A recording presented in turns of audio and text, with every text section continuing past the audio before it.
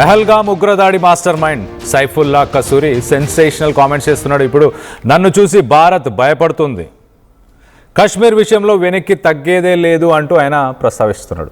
ఇటు పెహల్గామ్ దాడితో నాకు ప్రపంచవ్యాప్త గుర్తింపు వచ్చింది, అలాగే ఆపరేషన్ సింధూర్కి లొంగిపోతాం అనుకున్నారా? ఆపరేషన్ సింధూర్లో మీరు కేవలం కొన్ని ప్లేసెస్, కొన్ని ఉగ్రవాద స్థావరాలు మాత్రమే టార్గెట్ చేశారు, కొన్ని టెర్రరిస్ట్ ఆర్గనైజేషన్స్నే టార్గెట్ చేశారు. కానీ వాటిని లక్ష్యంగా చేసుకోవడం వల్ల భారత్ చేసింది పొరపాటే అంటున్నాడు. మమ్మల్ని ఏం చేయలేకపోయారు, మా లీడర్షిప్ని ఏం చేయలేకపోయారు, మా మోటివ్ని కూడా ఏం చేయలేకపోయారు అంటూ ఇండియాని ఉద్దేశించి ఆయన మాట్లాడుతున్నాడు. ఇండియాని డైరెక్ట్గానే టార్గెట్ చేసుకుంటూ మా పోరాటం ఇంకా ముగియలేదు, ఇంకా అయిపోలేదు, భారత్పై మా యుద్ధం కొనసాగుతుంది, పెహల్గామ్ 2.0 పెహల్గామ్ దాడి లాంటి మరొక దాడిని మేము ప్లాన్ చేస్తామంటూ వార్నింగ్స్ ఇస్తున్నాడు. పాక్ ఆర్మీ నన్ను స్వయంగా ఆహ్వానిస్తుంది, పాక్ సైనికుల అంత్యక్రియల కోసం నన్ను పిలుస్తూనే ఉంటుంది రెగ్యులర్ బేసిస్లో అని ఆయన చెప్పుకొస్తున్నాడు. సో ఇటు ఉగ్రవాదంపై పోరాడతామని చెబుతూనే పాకిస్తాన్ ముసుగు వేసుకుంది అనడానికి ఇది ఒక క్లియర్ స్టేట్మెంట్. ఉగ్రవాది కసూరి వ్యాఖ్యలు ఒక్కసారిగా ఇటు పాకిస్తాన్ టెర్రరిస్ట్ గ్రూపులకి అలాగే మిలిటరీకి ఉన్న ఆ రిలేషన్షిప్ని చాలా క్లియర్గా బయట పెట్టాయి. కసూరి మాట్లాడిన ఈ మాటలు ఒక్కసారి విందాము. ఒక స్కూల్కి సంబంధించిన ఒక ఫంక్షన్ వెనకాల మనం చూడొచ్చు, స్కూల్కి సంబంధించిన ఒక ఫంక్షన్ అటెండ్ అయ్యి ఆ స్కూల్లో ఆ స్టూడెంట్స్ని ఉద్దేశిస్తూ, అక్కడ ఉన్న ప్రజల్ని వాళ్ళందరినీ ఉద్దేశిస్తూ ఇలాంటి కామెంట్స్ చేశాడు. పెహల్గామ్ 2.0 ఉంటుంది, భారత్ మమ్మల్ని ఏం చేయలేకపోయింది అంటూ సెన్సేషనల్ కామెంట్స్ అని చెప్పుకోవచ్చు. ఒకసారి కసూరి ఏం మాట్లాడారో ఒక్కసారి వినే ప్రయత్నం చేద్దాం.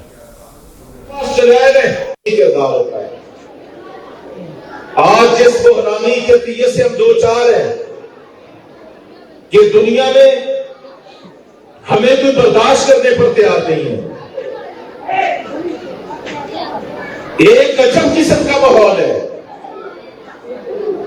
कोई बात करो अपने हक की तो जैसे आप अभी सुन रहे थे,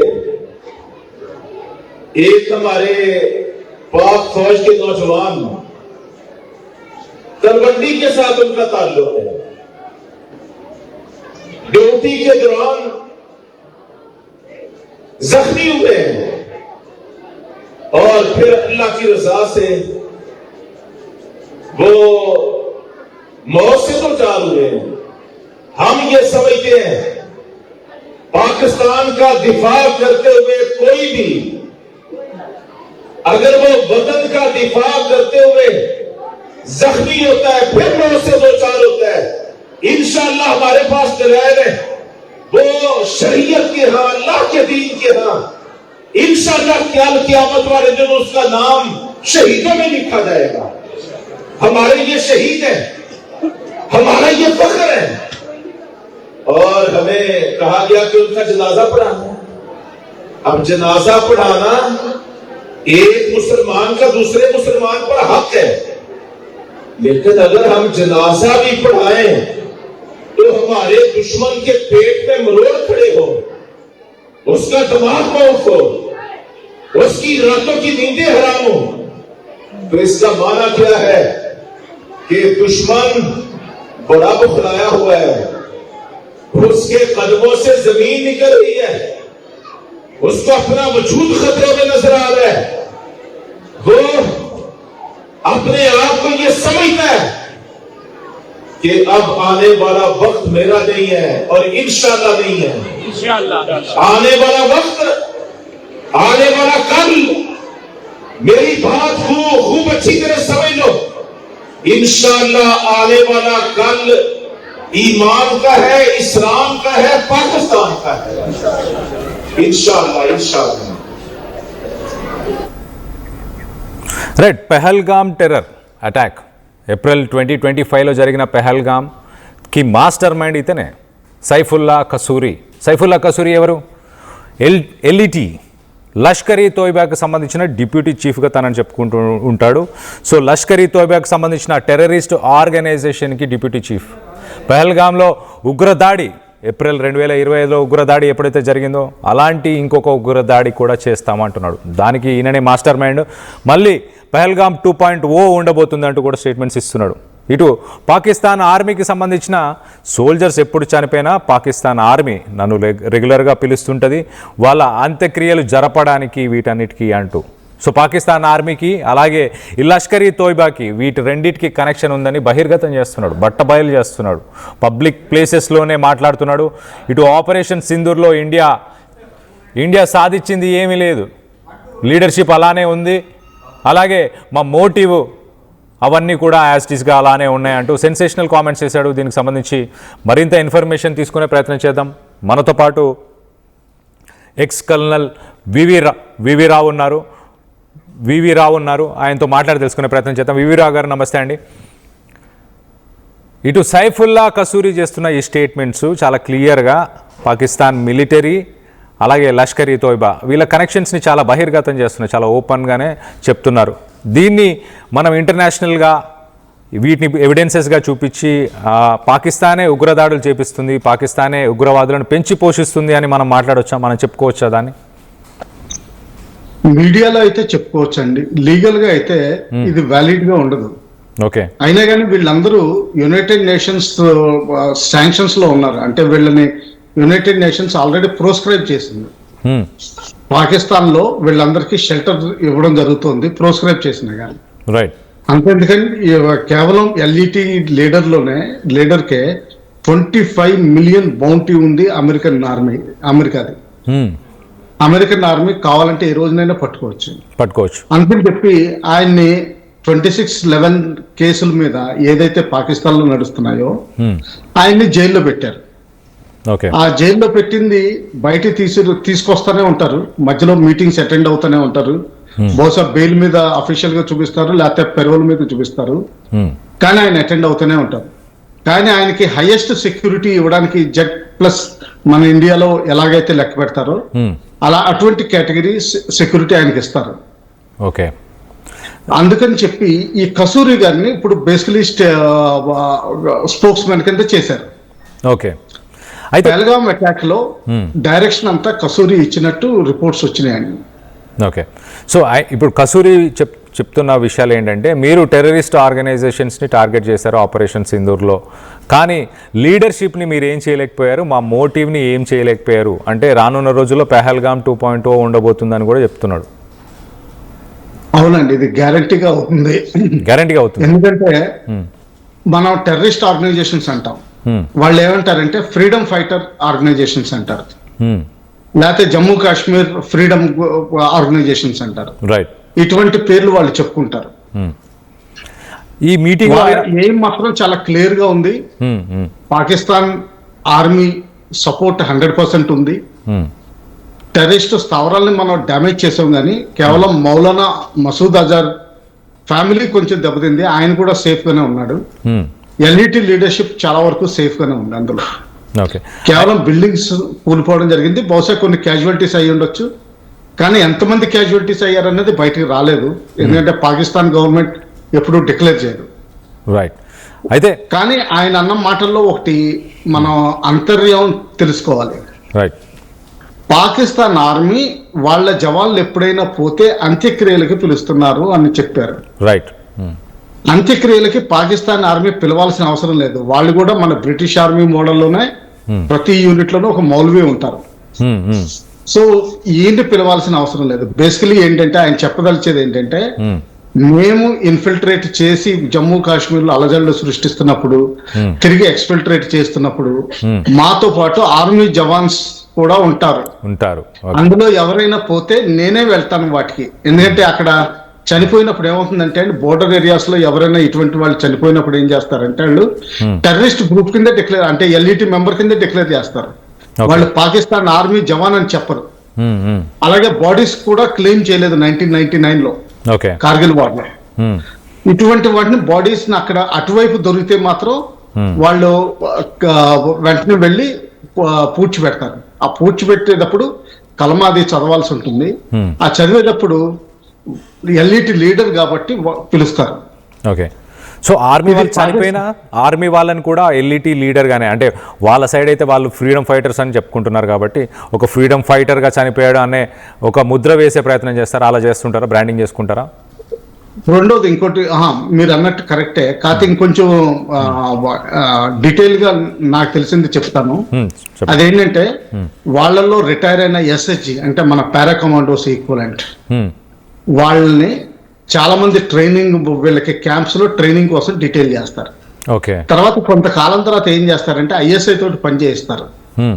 దాని తర్వాత రిటైర్మెంట్ వెళ్ళిపోతున్నట్టుగా కాగితం రాయించుకుంటారు, కానీ వాళ్ళు సర్వీస్ లోనే ఉంటారు. ఓకే. వాళ్ళు ఇండియాలో నా అంచనా ప్రకారం కనీసం 3-4 ఉన్నారు ఆల్రెడీ ఇప్పుడు. ఎప్పటి నుంచో ఉన్నారు వాళ్ళు ఉన్నారు. వాళ్ళు సీరియస్ యాక్షన్ చేయరు. అంటే గన్ పట్టుకుని లేకపోతే వెపన్ పట్టుకుని పిస్టల్ పట్టుకుని కానీ గ్రెనేడ్ పట్టుకుని కానీ యూనిఫామ్ వేసుకుని కానీ ఏది చేయరు. ఎక్కడో వయా నేపాల్, వయా బంగ్లాదేశ్, లేకపోతే వయా లైన్ ఆఫ్ కంట్రోల్ లో వచ్చేసిన తర్వాత సివిల్ క్రౌడ్ లో వాళ్ళ ఐడెంటిటీ, ఇండియన్ ఐడెంటిటీ తీసుకుని మర్జ్ అయిపోతారు. ఓకే. వాళ్ళుండి ఈ మేజర్ యాక్టివిటీస్ అంటే ఐఎస్ఐ నుంచి ఆర్డర్స్ తీసుకున్నప్పుడు వాళ్ళు చేస్తారు. వాళ్ళు ఎగ్జిక్యూటివ్ ఆర్డర్స్ ఇస్తారు. ఇక్కడ ఏంటంటే వీళ్ళకి రియలిస్టిక్ కండిషన్స్ ఇక్కడ క్లియర్ గా ఉంటాయి. ఇప్పుడు పెహల్గామ్ లో కూడా అటువంటిది జరిగింది. లేకపోతే అంత క్లియర్ కట్ గా రికనెసెన్స్ చేయడం, తర్వాత వాళ్ళని చంపడం, అంతసేపు ఉండడం ఇవన్నీ చేయరు. వాళ్ళు చాలా కంట్రోల్డ్ గా రిలీజన్ అడిగి మరీ షూట్ చేశారు. ర్యాండమ్ గా షూట్ చేయలేదు. జనరల్ గా టెర్రరిస్టులు ఏంటంటే ర్యాండమ్ గా చేస్తారు. ఇది సెలెక్టెడ్ ఫోకస్డ్ కిల్లింగ్. అది ఒక ఎక్స్ ఐఎస్ఐ క్యాడర్ పెన్షన్ వెళ్ళిపోయినట్టు చూపించి కానీ సర్వీస్ లో ఉంటానే ఇక్కడ సివిల్ పంపిస్తారు. ఒకవేళ ఎట్టి పరిస్థితుల్లో ఇతను చనిపోవడం జరిగింది అనుకోండి, వాళ్ళు క్లెయిమ్ కూడా చేయరు, కానీ ఫ్యామిలీకి మాత్రం ఫుల్ బెనిఫిట్స్ ఇస్తారు. మొన్న ఈ మధ్యన జరిగిన ఆపరేషన్ సింధూర్ లో ఎవరికి ఏం చేయలేదు, కానీ చాలా మందికి అవార్డ్స్ కూడా ఇవ్వడం జరిగింది వాళ్ళు. రైట్. అంటే ఇటువంటి వాళ్ళకి ఇస్తారనమాట. ఓకే. ఓకే. యాక్చువల్ దాని తర్వాత ఏంటంటే వీళ్ళందరికీ ఫైనాన్షియల్ కంపెన్సేషన్ దగ్గర నుంచి ఎంప్లాయ్మెంట్ చూడడం ఇవన్నీ కూడా చేస్తారు. బాధ్యత ఇది. కసూరి ఏంటంటే నేను ఇంకా in any case operation Sindoor లో మౌలానా మసూద్ అజార్ ఫ్యామిలీలో చాలా మంది మెంబర్స్ పోయినప్పుడు అక్కడికి కోర్ కమాండర్స్ సైతం అక్కడికి వెళ్ళి హాజరయ్యారు. అది పబ్లిక్ మీడియాలో, టీవీలో ఎయిర్ అయింది, ఫొటోస్ ఉన్నాయి, అన్ని ఉన్నాయి. ఇంకా అంతకంటే మనకి వేరే కసూరి గారు చెప్పాల్సిన అవసరం లేదు. ఒకవేళ ఆయన పబ్లిక్ స్టేట్మెంట్ ఇచ్చినప్పుడు కూడా పాకిస్తాన్ ఆర్మీ దాన్ని ఖండించట్లేదంటే వాళ్ళ ఎంత స్ట్రాటజీ తోటి ఉన్నారో మనం ఆలోచించాలి.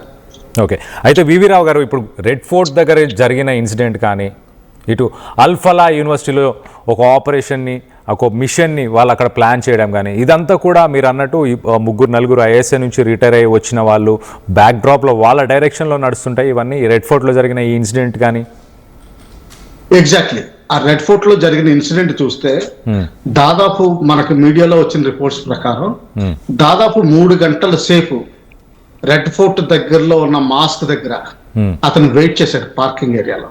ఒక మసీద్ కూడా వెళ్ళి ప్రేయర్ చేసినట్టు కూడా ఉంది ఆ రెడ్ ఫోర్ట్ కి వచ్చిన సమయంలో. ప్రేయర్ జనరల్ గా ఎప్పుడు చేస్తారండి, ఏదైనా ఆపరేషన్ లాంచ్ చేసినప్పుడు వీళ్ళు దైవశక్తి కోరుకుంటారు. ఓకే.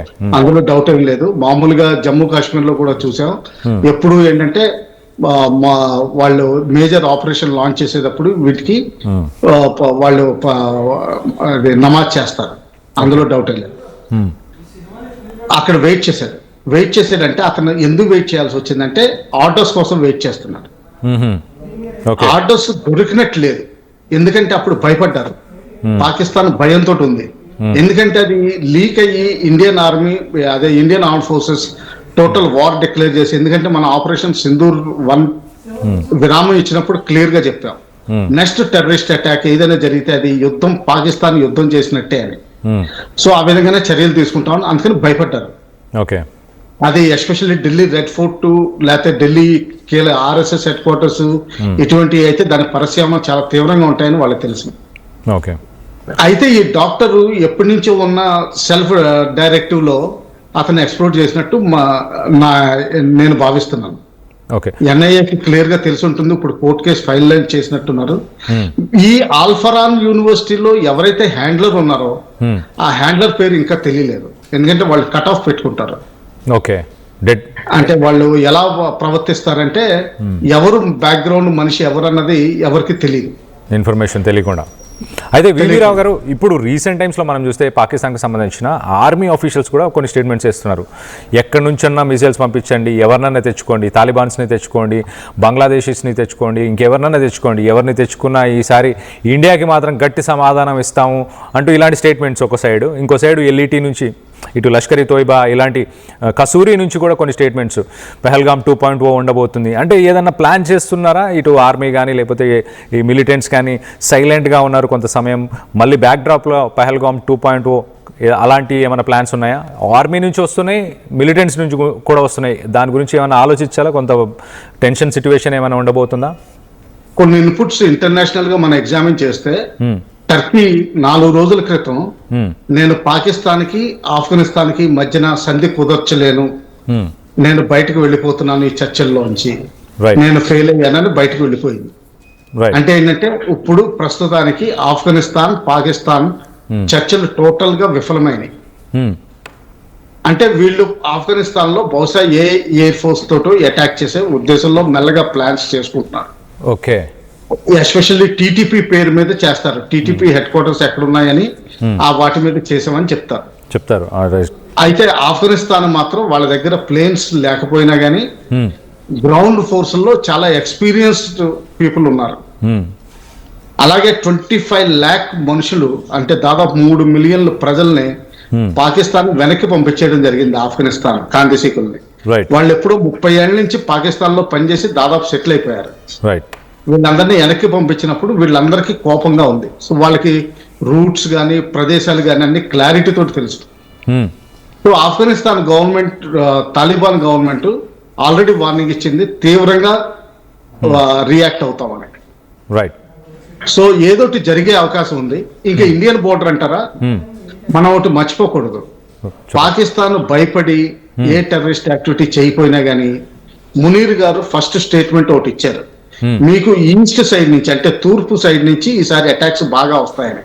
అంటే బంగ్లాదేశ్ ఎంబసీ బంగ్లాదేశ్ లో ఉన్న పాకిస్తాన్ ఎంబసీలో ఒక బ్రిగేడియర్ నాయకత్వాన్ని, 2 కల్నల్స్, తర్వాత దాదాపు 8 మంది ఆఫీసర్లు, ఇంకొక నేవీ ఎయిర్ ఫోర్స్ ఆఫీసర్ కూడా అక్కడ పోస్టింగ్ చేయబడ్డారు. ఇంత సెల్ ఏ కంట్రీలోనూ ఉండదు. అంటే ఏంటంటే డైరెక్ట్ గా అక్కడ గవర్నమెంట్ ఆర్డర్స్ ఇవ్వడం, అక్కడ ఫండమెంటలిస్ట్ ఫోర్సెస్ కి డైరెక్షన్ ఇవ్వడం, లాజిస్టిక్స్ అరేంజ్ చేయడం, మనీ అరేంజ్ చేయడం, ఇవన్నీ చేయడానికి అక్కడ కూర్చుని ఉన్నారు. సో మనకి బంగ్లాదేశ్ సైడ్ నుంచి ఏదోటి జరిగే అవకాశాలు ఉన్నాయి. ఎందుకంటే బంగ్లాదేశ్ ఒక వెసులుబాటు ఇచ్చింది పాకిస్తాన్కి. ఆ వెసులుబాటు ఏంటంటే డిప్లొమాట్స్ కానీ గవర్నమెంట్ అఫీషియల్స్ కానీ ఎవరికి వీసా అవసరం లేదు. పాకిస్తాన్ నుంచి టైం పీరియడ్ కూడా ఎన్ని రోజులైనా ఉండొచ్చు. అంటే జస్ట్ ఇంటర్నల్ ఫ్లైట్ వచ్చినట్టుగా వాళ్ళు దిగిపోవచ్చు. అంటే మీకు ఎక్కడ రికార్డ్స్ లో కూడా రాదు, ఇమిగ్రేషన్ చెక్స్ లో కూడా ఎక్కడ ఎవరు దిగారు, ఎవరు వచ్చారు, ఎవరు వెళ్ళిపోయారు అన్నది కూడా రాదు. అలాగే పాకిస్తాన్ గవర్నమెంట్ సీనియర్ ఆఫీసర్స్ అందరూ సివిల్ పాస్పోర్ట్స్ మీద బంగ్లాదేశ్ వెళ్తున్నారు. సివిల్ పాస్పోర్ట్స్ వీళ్ళందరికీ యాక్చువల్ గా అవసరం లేదు. వీళ్ళందరూ ఏంటంటే బేసికలీ ఈ ఎల్ఈటి జేఈఎం క్యాడర్స్ ని చాలా మందిని చేర్చినట్టు, అక్కడ ట్రైనింగ్ క్యాంప్స్ కూడా మొదలు పెట్టినట్టు రిపోర్ట్స్ వస్తున్నాయి.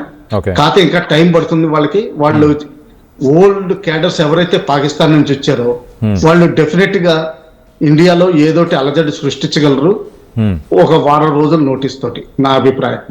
ఓకే, అయితే వివి రావు గారు, ఒకవేళ బంగ్లాదేశ్ నుంచి అలాంటి సిచ్యువేషన్ ఏమన్నా ఉండబోతుంది అనుకుంటే కనుక, ఇప్పుడు రానున్న ఎలక్షన్స్, ఫిబ్రవరిలో జరగాల్సిన ఎలక్షన్స్, బంగ్లాదేశ్లో ఎలక్షన్స్ ఏవైతే ఉన్నాయో అవి ఎలక్షన్స్ సవ్యంగా జరిగితే అవి అడ్డుకునే అవకాశాలు ఏమైనా ఉంటాయి ఒకవేళ బిఎన్పి పవర్లోకి వస్తే? అప్పుడు అతీక్ రహమాన్ ఎవరైతే ఇప్పుడు లీడర్ కింద ఎలక్ట్ అయ్యారో, బిఎన్పి లీడర్, ఆయన బహుశా ప్రైమ్ మినిస్టర్ అయ్యే అవకాశాలు ఛాన్సెస్ చాలా ఎక్కువ ఉన్నాయి. అయితే మాత్రం పాకిస్తాన్ ఐఎస్ఐ ఆ సెల్ ఏదైతే ఉందో కొంతమంది ఫండమెంటలిస్ట్ ఫోర్సెస్ కూడా ఇంక్లూడ్ చేస్తుంది ఎలాగోలా అని. ఏది లేకపోతే పబ్లిక్ అంటే బహుమత్ ఇదేంటి పార్టీస్, ఒకవేళ బిఎన్పికి మెజారిటీ వచ్చినా గానీ అందరినీ కలుపుకుని రాజ్యం చేస్తున్నట్టుగా వాళ్ళని కూడా కలుపుతారు. అవామీ లీగ్ మాత్రం బ్యాన్ చేశారు. ఇప్పుడు నెక్స్ట్ వారం రోజుల్లో తెలుస్తుంది ఎలక్షన్స్ జరిగే విధంగా ఉన్నాయా లేకపోతే ఏమన్నా ఫెయిల్ అయ్యే అవకాశాలు ఉన్నాయా. ఏంటంటే యూనస్ గారు కూడా బ్లడ్ టేస్ట్ చేశారు, ఆయన పవర్ చూశారు, ఎప్పుడు తెలియని పవర్. సో ఆయన కూడా చాలా వరకు డిస్టర్బ్ చేయాలని చూస్తున్నట్టున్నారు. ఏంటంటే దీని తర్వాత ఆయన నామరూపం లేకుండా పోతారు ఆయన. ఓకే, అందుకని ఒకవేళ ఎలక్షన్స్ జరిగితే మాత్రం ప్రస్తుతానికి BNP with coalition with fundamentalist forces power లోకి వస్తుంది. ఓకే, ఈ రహమాన్ గారికి ఒక ప్రాబ్లం ఉంటుంది, ఇప్పుడు వరకు పొజిషన్ లేకుండా, రెస్పాన్సిబిలిటీ లేకుండా స్టేట్మెంట్ ఏదైనా ఇవ్వచ్చు. ఎప్పుడైతే రెస్పాన్సిబిలిటీ ఇచ్చారో వాళ్ళ మినిస్ట్రీ మాటలు వినాల్సి ఉంటుంది, వాళ్ళ బ్యూరోక్రాట్స్ మాటలు వినాల్సి ఉంటుంది. సో మోడరేట్ అవుతారని ఆశిస్తున్నాను నేను. ఓకే, అవామీ లీగ్ ఎప్పుడు పాకిస్తాన్ని సపరేట్ చేసి పాకిస్తాన్ నుంచి విడిపోవాలని ప్రయత్నం చేసి బంగ్లాదేశ్గా ఫామ్ అయింది, east Pakistan, west Pakistan. So మొత్తం మీద అవామీ లీగ్ ఎలక్షన్స్లో దాన్ని బ్యాన్ చేయడం, అది మరి ఒకవేళ ఇండియాకి సంబంధించి ఈస్ట్ పాకిస్తాన్ అంటే బంగ్లాదేశ్ నుంచి ఏమైనా అటాక్స్ జరిగే అవకాశం ఉంటే అవామీ లీగ్ దాన్ని అపోజ్ చేసే అవకాశం ఏముంటుంది పబ్లిక్గా? కానీ బంగ్లాదేశ్ నుంచి మిలిటరీ అటాక్ అయితే నేను ఊహించట్లేదు, ఎందుకంటే బంగ్లాదేశ్ ఆర్మీ చాలా న్యూట్రల్ గా కనిపిస్తుంది. ఓకే, తర్వాత యూనస్ గారు కొన్ని మేజర్ ఫారెన్ పాలసీ డెసిషన్స్ తీసుకోవాలని చూసినా కానీ క్లియర్ గా వార్నింగ్ ఇచ్చారు, మీకు ఆ పవర్ లేదు, మీరు ఆపద్ధర్మ అడ్వైజరే, ఎలక్టెడ్ గవర్నమెంట్ వస్తేనే కానీ మీరు ఏం చేయడానికి లేదని చెప్పి క్లియర్ గా చెప్పారు. సో ఆ విధంగా బంగ్లాదేశ్ ఆర్మీ మాత్రం ఇంటర్వ్యూన్ అయ్యే అవకాశాలు లేవు నాకు అనిపిస్తుంది. అయితే ఈ terrorist activities LET JEM cadres ద్వారా బంగ్లాదేశ్ నుంచి ఇన్ఫిల్ట్రేట్ అవడం ఈజీ, ఎందుకంటే వెస్ట్ బెంగాల్లో చాలా వరకు ఫెన్స్ లేదు. ఆ ఫెన్స్ లేని చోట లోపలికి వచ్చి వాళ్ళు ఏదైనా చేయగలిగే అవకాశం ఉంది. ఎస్పెషల్లీ అస్సాంలో ఎలక్షన్స్ డ్యూ ఉన్నాయి 6 months లో, వెస్ట్ బెంగాల్లో డ్యూ ఉన్నాయి. తర్వాత వెస్ట్ బెంగాల్లో కొంతవరకు ఈ పొలిటికల్ రిలీజియస్ కొన్ని అంటే నాట్ సో గుడ్ కండిషన్స్ నడుస్తున్నాయి ఇప్పుడు. సో దానివల్ల ఏంటంటే మనం చాలా జాగ్రత్తగా ఉండాలి. అయితే బీహార్ నుంచి ఇంకా యూపీ ఎలక్షన్స్ కూడా డ్యూ ఉన్నాయి, యూపీలో ఏదో జరిగే అవకాశం ఉంది. బాంబే, ఇంకా పూనా, హైదరాబాద్, బెంగళూరు ఏవైతే ఐటీ హబ్స్ ఉన్నాయో అక్కడ ఏదోటి జరిగే అవకాశాలు ఉన్నాయి. ఈ టెర్రరిస్ట్ యాక్టివిటీస్ చేస్తారు అనుకుంటున్నాం.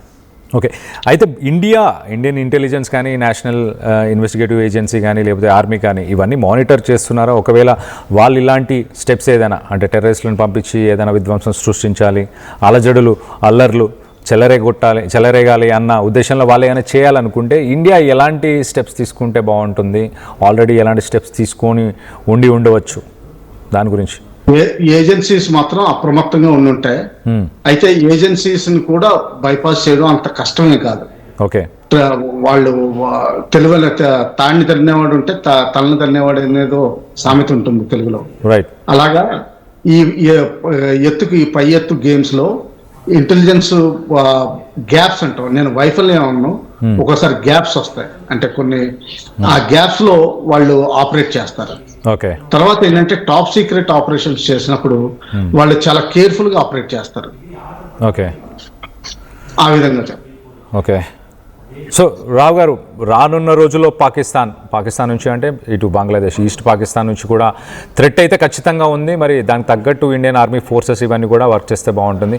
కానీ ఎల్ఈటి అలాగే జేఈఎం, జైష్ ఈ మహమ్మద్, ఎల్ఈటి లాంటివి ఇటు పాకిస్తాన్ బార్డర్ సైడ్ నుంచి అయితే ఎలాంటి యాక్టివిటీ అయితే ఉండకపోవచ్చు రానున్న రోజుల్లో. ఉంటుంది, నేను లేదని అంటలేదు. కాకపోతే ఛాన్సెస్ ఏంటంటే బంగ్లాదేశ్ ఎక్కువ వాడుకుంటారు అనిపిస్తుంది, ఎందుకంటే అందులో డెనైబిలిటీ పెరుగుతుంది. సో దాని మీద ఇండియన్ ఆర్మీ పాకిస్తాన్ మీద చర్య తీసుకునేదానికి అంత స్ట్రెంగ్త్ దొరకదు మనకి, అది నేను అనేది. తర్వాత ఇంకోటి ఏంటంటే మనం గుర్తుపెట్టుకోవాల్సింది, ఇండస్ వాటర్ ట్రీటీ ఎబెయన్స్ లో ఉంది. ఈ రోజు కాకపోతే April, May నెల వచ్చేసరికి పాకిస్తాన్ లో ఉన్న పంజాబ్ అక్కడ ఇరిగేషన్ ఫెసిలిటీ మొత్తం దెబ్బతింటుంది. అలాగే సింధు ప్రాంతానికి వెళ్ళేసరికి డ్రింకింగ్ వాటర్ కూడా దొరకపోవచ్చు. సో దాని వల్ల ఏంటంటే విపరీతంగా అది పాకిస్తాన్ గవర్నమెంట్ ఏదోటి చేయాలని చూస్తుంది దీనికి. సో అది మెయిన్. సో పాకిస్తాన్ ప్రజలని డిస్ట్రాక్ట్ చేయడానికి ఏదైనా యాక్టివిటీస్ ఇండియా మీద కానీ, ఇండియాని ఉసిగొల్పో లేకపోతే బంగ్లాదేశీస్ని అక్కడ మిలిటెంట్స్ని దింపి, సో ఇలాంటి ఒక రీజన్ని చూపించి రానున్న సంక్షోభాన్ని, ఎకనామిక్ ఫెయిల్యూర్ అనుకోవచ్చు ఒక రకంగా, ఇటు ఇండియా సింధు జలాలని ఆపడం వల్ల ఇవంతా జరుగుతుంది. ఇటు కసూరి కూడా ఒక స్టేట్మెంట్ చేశాడు. కసూరి కూడా ఏమన్నాడనంటే ఎన్విరాన్మెంటల్ ఇష్యూస్ అంటే గతంలో ఇటు సింధు జలాలని ఒక్కసారిగా వదిలిపెట్టడం వల్ల ఇక్కడ ఫ్లడ్స్ వచ్చాయి అంటూ కూడా ఆయన ఒక స్టేట్మెంట్ ఇచ్చాడు కసూరి. సో ఇలాంటి డిస్ట్రాక్షన్ గేమే మళ్ళీ పాకిస్తాన్ రానున్న 2-3 నెలల్లోనే ఆడబోతుంది అంటున్నారా? ఎగ్జాక్ట్లీ. బంగ్లాదేశ్ లో ఎప్పుడైతే ఎలక్షన్స్ అవుతాయో, గవర్నమెంట్ ఫామ్ అవుతుందో, నెక్స్ట్ 3 వీక్స్ లో అంటే బహుశా మార్చ్ ఫస్ట్ వీక్ కల్లా పాకిస్తాన్ ఒక అగ్రిమెంట్ చేయాలని చూస్తుంది. అంటే ఎవరి మీద అటాక్ అయినా కానీ 2 దేశాల మీద అటాక్ చేసినట్టు. ఓకే, ఇది ఆల్రెడీ వాళ్ళు మునీర్ గారు స్టేట్మెంట్ ఇచ్చారు. పాకిస్తాన్ బంగ్లాదేశ్ ఆర్మీ యూనస్ గారికి ఆ పవర్ ఇవ్వలేదు. కానీ ఎలక్టెడ్ గవర్నమెంట్ ఏదైతే ఉందో అతీక్ రహమాన్ అటువంటి అగ్రిమెంట్ చేసే అవకాశాలు నాకు చాలా బ్రైట్ కనిపిస్తున్నాయి. ఓకే, అదే సైన్ అయిన రోజుని అక్కడి నుంచి ఒక వారం రోజుల తర్వాత ఏదోటి పాకిస్తాన్ ఏదోటి చేస్తుంది. ఎందుకంటే ఒక్కసారి బలం చేకూరుతుంది వాళ్ళకి.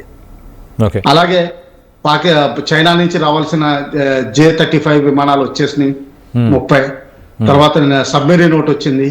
అందులో ఒకటి మన ఇండియా దగ్గర ఉన్న సబ్మెరీన్స్ కంటే అడ్వాన్స్డ్ టెక్నాలజీ తోటి ఉంది, ఎయిర్ ఇండిపెండెంట్ ప్రొపల్షన్ టెక్నాలజీ. అది మన ఇండియా దగ్గర కూడా లేదు, చైనా ఇచ్చింది వాళ్ళకి. ఓకే, సో ఈ విధంగా వాళ్ళు స్ట్రెంగ్త్ చేకూర్చుకుంటున్నారు. తర్వాత మంచి గేమ్ ఆడుతున్నారు. ఇషాక్ దర్గాని చైనా తోటి సత్సంబంధాలకు వాడుతున్నారు. షబాజ్ షరీఫ్ ని మిడిల్ ఈస్ట్ రష్యా తోటి వాడుతున్నారు. డిఫెన్స్ మినిస్టర్ ఏమో ఇండియా సైడ్ కి, DGISPR ని ఇండియా సైడ్ కి వాడుతున్నారు. అసీం మునీర్ గారు సైలెంట్ కనిపిస్తున్నారు. ఒకప్పుడు అనుకోవచ్చు ఆయన కూతురు పెళ్లి మొన్నటి వరకు జరిగిందని, కానీ వాళ్ళలో పెళ్లి అంటే ఇంత అరేంజ్మెంట్స్ ఉండవు, తొందరగానే బయటకు వచ్చేసి ఉంటారు. ఆయన సైలెంట్ గా ఉన్నారు, ఏమి స్టేట్మెంట్ ఇవ్వకుండా. అంటే ఏదోటి సంథింగ్ ఈజ్ బ్రూయింగ్ అనిపిస్తుంది. నెక్స్ట్ రానున్న 60-70 రోజులు చాలా గడ్డు కాలమే అనుకోవాలి మనం. రానున్న 60-70 రోజులు అంటే 2-3 నెలలు. అంటే ఎందుకంటే ఫిబ్రవరిలో బంగ్లాదేశ్ లో ఎలక్షన్స్ అవుతాయి. దాని తర్వాత 3 వారాలు అంటే గవర్నమెంట్ ఫామ్ చేసి స్టెబిలైజ్ అవడానికి, ప్రమాణ స్వీకారం చేసి కనీసం 1 వీక్ క్యాబినెట్ మీటింగ్స్ జరగడానికి మార్చ్ 2nd వీక్ వరకు అయిపోతుంది. ఎప్పుడైతే ఆ అగ్రిమెంట్ సైన్ అయిందో పాకిస్తాన్ కి ఒక్కసారి బలం ఎక్కడ లేని ఏనుగుల బలం వస్తుంది. ఓకే, చెప్పండి. ఒకసారి పాకిస్తాన్ సిచ్యువేషన్ గురించి మాట్లాడుకుందాం బీవీ రావు గారు. పాకిస్తాన్లో మాజీ ISI అధికారులని కొంతమందిని జైల్లో పెట్టడం, ఈ మధ్యకాలంలో ఆర్మీకి సంబంధించిన ఆఫీషియల్స్ కొంతమందిని జైల్లో పెట్టడం, జర్నలిస్టులని, మీడియా వాళ్ళని కూడా జైల్లో పెట్టడం, ఇవన్నీ కూడా బాగా యాక్టివిటీ ఎక్కువ జరుగుతుంది. అంటే ఈ ఆర్మీలో ఉన్న జనరల్స్ కానీ లేకపోతే ఆఫీషియల్స్ కానీ వీళ్ళ మధ్యలో కొంత కమ్యూనికేషన్, కోఆర్డినేషన్ లేకపోతే అండర్స్టాండింగ్స్ ఏమైనా చేంజ్ అయ్యా? పొలిటికల్గా అక్కడ గేమ్ ఏమైనా చేంజ్ అయిందా? కాదండి. అంటే basically present field marshal de facto ruler of Pakistan ఈయన DGISI ఉండగా ఈయన కొంచెం మత ఛాందసవాది. ఓకే, ఇమ్రాన్ ఖాన్ వైఫ్ మీద నిఘా పెట్టి ఆ రిపోర్టు ఇమ్రాన్ ఖాన్ గారికి చూపించారు. ఓకే, అంటే బేసికలీ ఎంబెజల్మెంట్ ఇటువంటివన్నీ అవి చూపిస్తే ఇమ్రాన్ ఖాన్ గారు కొట్టిపారేశారు. ఆయన DGISI పదవి నుంచి తీసేసి క్వార్టర్ మాస్టర్ జనరల్ అంటే లాజిస్టిక్స్ ఇన్ఛార్జ్ కింద చేశారు. ఓకే, అందువల్ల పీకల వరకు మునీర్ గారికి ఇమ్రాన్ ఖాన్ గారు అంటే కోపం. అందుకని ఆయన జైల్లో పెట్టించి ఇప్పుడు లాస్ట్ 1 month లో కేవలం వైఫ్ కి ఒకసారి చూపించారు, అంతకుముందు సిస్టర్ కి ఒకసారి చూపించారు. లాస్ట్ 2 months లో ఓకే సాలిటరీ కన్ఫైన్మెంట్ లో పెట్టేశారు. ఆయన మీద ఇప్పుడు వరకు దాదాపు 36 సంవత్సరాల జైలు శిక్ష విధించారు. మన ఇండియాలో అయితే కొన్ని కంట్రీస్ లో అయితే కాన్కరెంట్ నడుస్తాయి వేరు తీర్పుల మీదలో వచ్చిన జైలు శిక్షలకి. కానీ మన ఇండియాలోను పాకిస్తాన్లోను బ్రిటిష్ వాళ్ళ దగ్గర నుంచి తీసుకున్నాం కాబట్టి రూలు అది ఎలా నడుస్తుంది అంటే ఓదాంధ్రతో నడుస్తాయి. అంటే ఏంటంటే నెక్స్ట్ 36 సంవత్సరాలు అంటే ఇమ్రాన్ ఖాన్ గారికి 65 ఏళ్ళు అనుకుంటే 70 ఏళ్ళు యాక్చువల్ గా 70 ఏళ్ళు అనుకుంటే దాదాపు 108 ఏళ్ళు ఆల్రెడీ జైలు పనిష్మెంట్స్ అయిపోయాయి. దీని తర్వాత ట్రీజన్ అంటే దేశద్రోహం మీద ఆయన ట్రయల్ ఆ దేశద్రోహంలో 2 పనిష్మెంట్లు ఉంటాయి. ఒకటి యావజ్జీవ కారాగార శిక్ష లేకపోతే ఉరిశిక్ష. ఉరిశిక్ష వేయాలని చూస్తున్నారు. అందులో భాగం కింద ట్రయల్ కింద ఒకసారి టెస్ట్ చేశారు, అంటే ప్రజల రియాక్షన్ ఎలా ఉంటుంది అన్నది. అది వాళ్ళు పర్వాలేదు హ్యాండిల్ చేయొచ్చు అనుకుంటున్నారు. ఓకే, సో ఉరిశిక్ష వేయాలని చూస్తారు. దానికి అప్రూవర్ కింద ఫైజ్ అహ్మద్ ని DGISI ఎవరైతే మునీర్ గారి దగ్గర నుంచి టేక్ ఓవర్ చేసి ఇమ్రాన్ ఖాన్ గారికి ఫేవరబుల్ గా చేసాడో అతన్ని వేరియస్ కేసుల మీద 14 ఏళ్ళు జైలు శిక్ష విధించారు. ఆయనకి బహుశా ఏమని చెప్తారంటే మీరు అప్పీల్ చేసుకోండి, అప్పీల్ చేసుకున్న టైంలో మీకు బెయిల్ అన్న ఇస్తాం, లేకపోతే ఆ టైంలో ఫారిన్ అని వెళ్ళిపోండి, లేకపోతే బెయిల్లో అప్పీల్లో కొట్టేస్తాం కేసులు, అప్పుడు మీరు ఫారిన్ వెళ్ళిపోయి ఇంకా తిరిగి రాకండి, మీకు కావాల్సినంత డబ్బులు ఇస్తాం, కానీ అప్రూవర్ గా మారండి ఇమ్రాన్ ఖాన్ గారి మీద అని క్లియర్ గా చెప్తుంటారు. బహుశా అతను చేస్తాడు కూడా. ఓకే, రైట్ చెప్పండి. రైట్ వివి రావు గారు, థ్యాంక్స్ ఫర్ యువర్ టైం. మొత్తం మీద ఇటు పాకిస్తాన్ అలాగే బంగ్లాదేశ్ ఈ రెండు కూడా రానున్న ఒక 60-70 రోజులు, అంటే ఇటు ఎలక్షన్స్ అయిపోయిన తర్వాత ఒక 3 వారాలు, బంగ్లాదేశ్ ఎలక్షన్స్ అయిపోయిన 3 వారాలు చాలా క్రిటికల్ టైం అంటూ ఇటు ఎక్స్ కల్నల్ వివి రావు గారు చెప్పారు మనతో పాటు ఎక్స్క్లూజివ్గా. సో మొత్తం మీద ఇండియా మీద ఖచ్చితంగా పాకిస్తాన్ ఏదో ప్లాన్ చేస్తుంది, దానికి సంబంధించి ఇటు జైష్ ఈ మహమ్మద్ డిప్యూటీ చీఫ్ కసూరి కూడా ఒక స్టేట్మెంట్ ఇస్తాడు. పహల్గామ్ 2.0 ఉండబోతుంది. మరి పాకిస్తాన్ ఇలాంటి చర్యలకు చేపడితే ఇండియా ఎలా రియాక్ట్ అవ్వబోతుంది అనేది వేసి చూడాలి. ఈసారి ఎలాంటి యాక్టివిటీ చేసినా, ఇంకొక పహల్గామ్ లాంటి దాడి చేసినా దాని యుద్ధం కిందనే కన్సిడర్ చేస్తాము అంటూ ఇండియా అయితే చెప్పుకొచ్చింది. మరి అయినా కూడా యాక్టివిటీస్ మాత్రం ఖచ్చితంగా ఇటు వివిరావు గారు చెప్పినట్టు ఇటు బంగ్లాదేశ్ని ఉపయోగించుకుంటూ, బంగ్లాదేశ్ని ఒక వెపన్గా వాడుకుంటూ ప్రస్తుతానికైతే ఇండియాకి మిలిటెంట్స్ని పంపించే అవకాశం ఉంటుంది, ఇక్కడ అల్లర్లని కొనసాగించే అవకాశం ఉంటుంది, లేకపోతే రెడ్ ఫోర్ట్ లాంటి ఒక బాంబ్ బ్లాస్ట్లు చేసే ప్రయత్నం, లేకపోతే బయో వెపన్స్ని వాడుతున్నారు ఈ మధ్య కాలంలో. సో ఇలాంటి యాక్టివిటీస్ జరిగే అవకాశం ఖచ్చితంగా ఉందంటూ తెలుస్తుంది. సో మొత్తం మీద ఇటు సెన్సేషనల్ కామెంట్స్ అని చెప్పొచ్చు. ఇటు జైష్ ఈ మొహమ్మద్కి సంబంధించిన deputy chief kasuri Pakistan military నన్ను అంత్యక్రియలకు పిలుస్తుంటుంది, అన్నిటికీ ఇన్వైట్ చేస్తూ ఉంటారు అంటూ చెప్పుకొచ్చారు. దాని బిహైండ్ స్టోరీ మనకు వివి రావు గారు చాలా క్లియర్గా ఎక్స్ప్లెయిన్ చేశారు.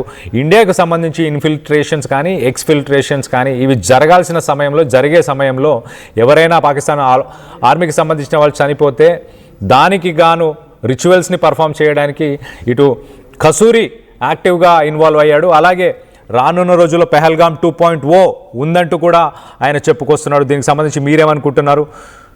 మీ అభిప్రాయాలను కింద కామెంట్ రూపంలో తెలియపరచండి. చరిత్ర సృష్టించినోడు ఇప్పుడు ఆ చరిత్రని తిరగరాయబోతున్నాడు. అబద్ధాల గోడల్ని బద్దలు కొట్టి నిజాలను రాగా మీ ముందుంచబోతున్నాడు. నిజమైన వార్తల కోసం వెంటనే డౌన్లోడ్ చేసుకోండి రా యాప్ని.